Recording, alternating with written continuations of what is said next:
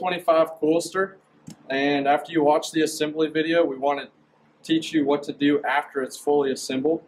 So some of the things that you'll do, if for some reason the bike doesn't start right out of the crate, usually it's something very simple. First thing you want to do is check and make sure it's getting gas, fuel.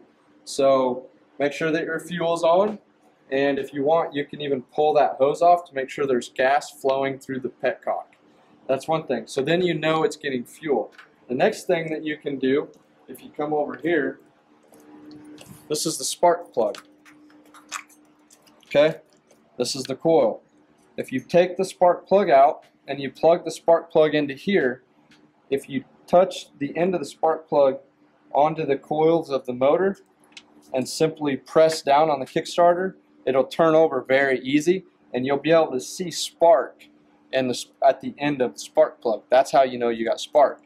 Sometimes plug wire can come a little loose, so make sure all your wires and everything are well connected. And if you're not getting spark, it's not going to start. So if you're getting spark and gas, 99.9% of the time, it's going to turn right over. But then it's just a matter of, making sure that you give it a little gas and kick it over, and you use the choke the proper way. Next thing you want to do once the bike is running is you don't want to over rev the bike. The bike is brand new. You want to break it in properly. So give it just a little bit of gas, let it warm up, and it's called heat cycling. So let the bike warm up for about 5 minutes, give it a little ride, nothing major, turn the bike off, let it cool down, and then do the same thing. You'll want to do that about 3 times, riding the bike very easily. Once you heat cycle it, in between those, the best thing you can do after you just got your new bike assembled is, it doesn't matter if you're riding a Kawasaki, a Honda, an OEM, or a $10,000 bike, you must check the bolts and nuts all the way around the bike with your hands. Make sure that everything is tight. The first few rides, things will rattle loose. It's expected of any new vehicle. So you're going to want to test and check your spokes, make sure your bolts are tight, and just walk around the bike. Typically when you get the bike, the chain will also stretch out a little bit. So in order to adjust your chain, back here you have 2 bolts. You're going to want to loosen these bolts right here, and then back here you're going to adjust this back to tighten the chain and up to make it looser.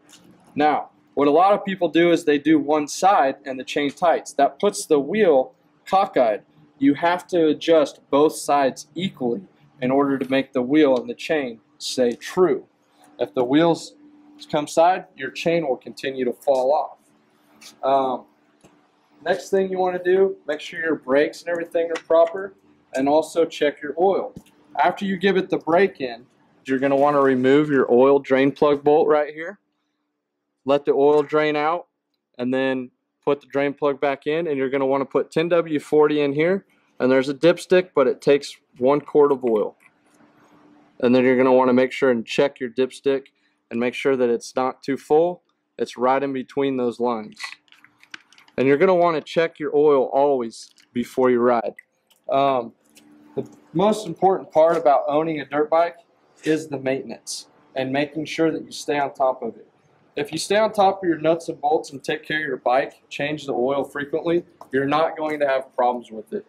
Everything about this bike is very simple. The motor is very reliable, and we rarely have problems with them. So one last thing that I'll show you too is you're going to want to tighten your spokes. So get a spoke wrench, and this takes time and it's tedious, but you have to go around and tighten each spoke. Do not tighten each spoke all the way till it's fully tight.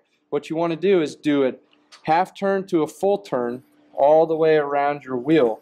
That keeps the wheel true, which is very important. If you tighten all this one side, it's going to actually pull this rim in, and your wheel will not roll true. So those are some simple things that you can do to your Coolster 125. And all 125s are pretty similar, and you're going to do the same maintenance on those.